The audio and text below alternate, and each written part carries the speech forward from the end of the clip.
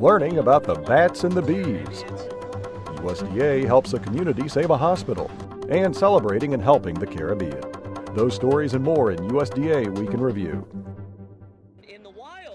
Visitors to the USDA Farmers Market learned about the bats and the bees, two animals that don't seem to have much in common, but are a big help to humans. Bees are a really important part of our agriculture system.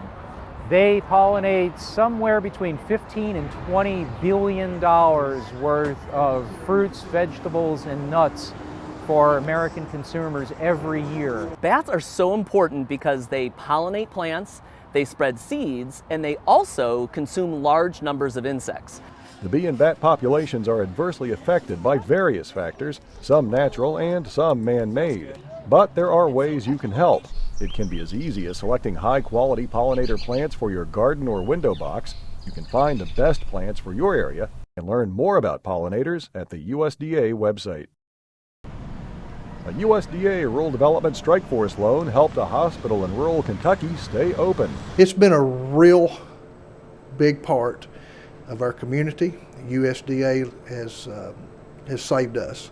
It's a hospital that we have now. I see people every day on the street that tells me, they say, Judge, you know, if it wasn't for the Knox County Hospital, I wouldn't be here today. Because of money problems, the Knox County Hospital was ready to close its doors, which would have left the area without critical care services. And had USDA not stepped in to provide that financing, that hospital would have closed. The county would have been saddled with all that debt that they would have had to continue to pay. So we managed to keep the doors open, and now hopefully they will start to rebuild and get better and continue to provide health care services to the people in Knox County.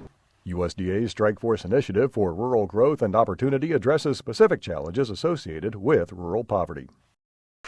USDA celebrated Caribbean American Heritage Month. One topic was how Caribbean islands' futures could be improved through sustainable agriculture. It's a very, very important and perhaps easier way of increasing sustainability of the food supply, if we can reduce food loss and food waste.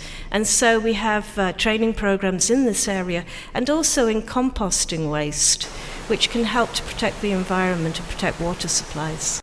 Walls says the University of Puerto Rico at Mayagüez and the University of the Virgin Islands, both U.S. land-grant schools, can play important roles in advancing Caribbean agriculture sustainability. And in this week's Photo of the Week, Agriculture Secretary Tom Vilsack meets with French Agriculture Minister Stéphane Le Foll. The two discussed the historical importance of ties between the U.S. and Europe and how trade plays an important role. For more photos, go to the USDA Flickr site. That's all for USDA Week in Review. Follow, tweet, and stay informed at usda.gov.